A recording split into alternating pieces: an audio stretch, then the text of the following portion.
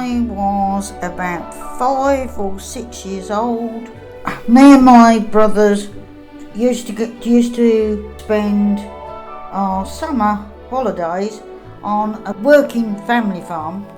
We used to help on the farm as children, help feed the animals, look after the animals, look after the baby lambs, which were put in a warm aga to keep them warm. Auntie Glad and Uncle Bill used to ask us if I'd like to help feed all the animals,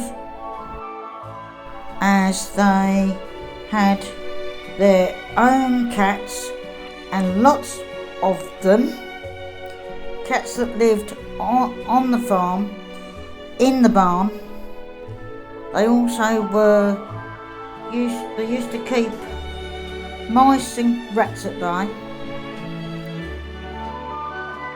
I felt like I was in seventh heaven, as there were so many lovely animals. I used to ask if I could stroke them, as I used to want to take them home.